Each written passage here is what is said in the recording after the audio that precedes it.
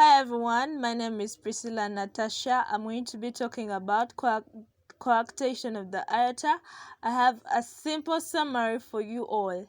So aorta is the largest artery in the body that supplies oxygenated blood to the body. Coarctation of the aorta simply means narrowing of a certain section of the aorta, especially after either the left subclavian artery or before the ductus arteriosus.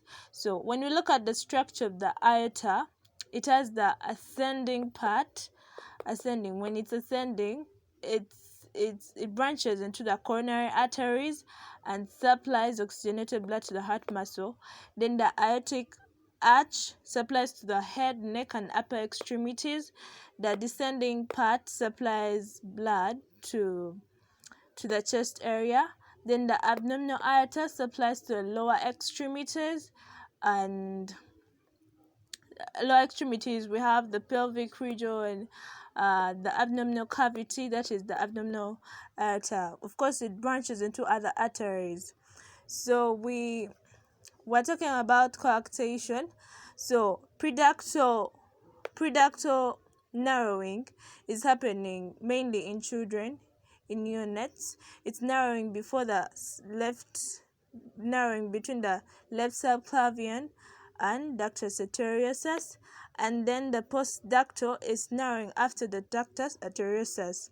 So what are some of these causes of the narrowing of this aorta?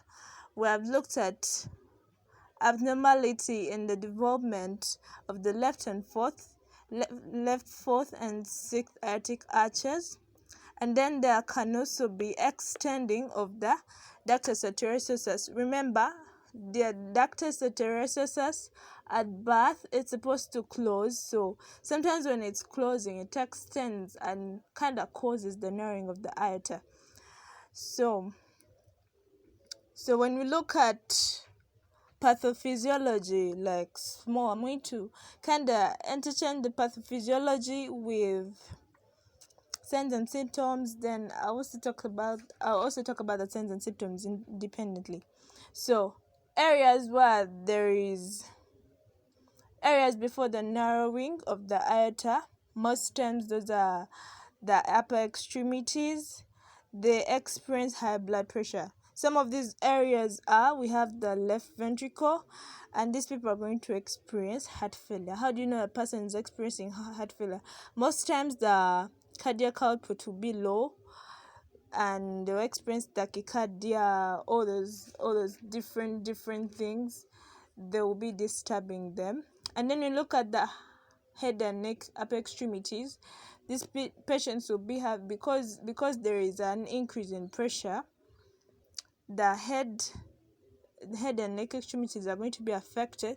So this patient will have headache, nose bleeding, will experience stroke, dizziness. For the children, because they can't talk, they're not going to tell you they have headache, so they'll have some sort of irritation.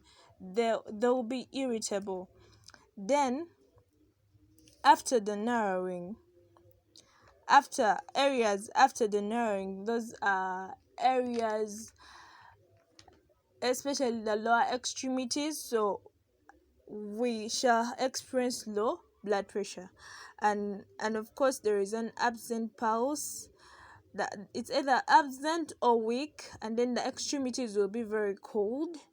So vis-a-vis the upper extremities, where there is before the narrowing, that they have very strong and bounding pulses.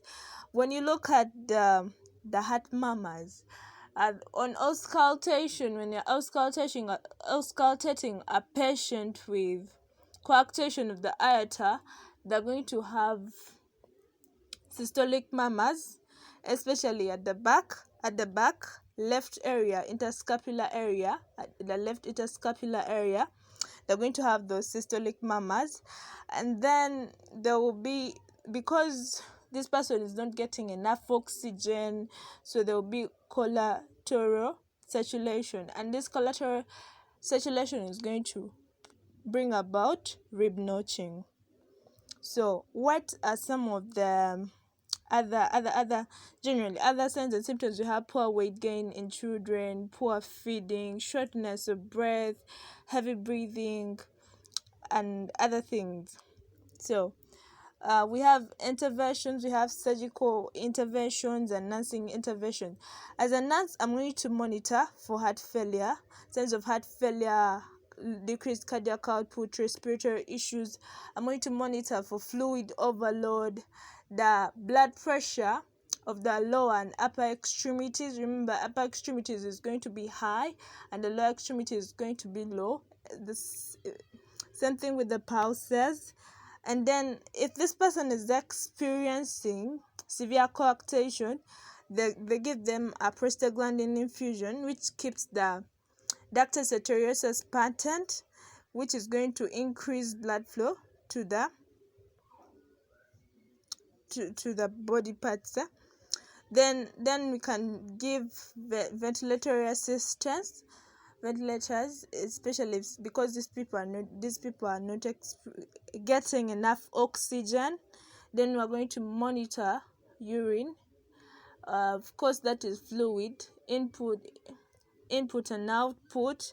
The arterial blood gas, we want to just monitor for acidosis.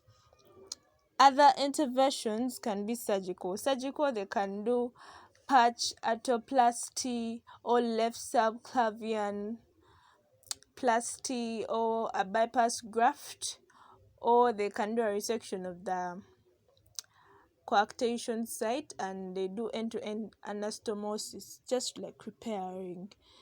Do remove, like they kind of cut and then do like end-to-end.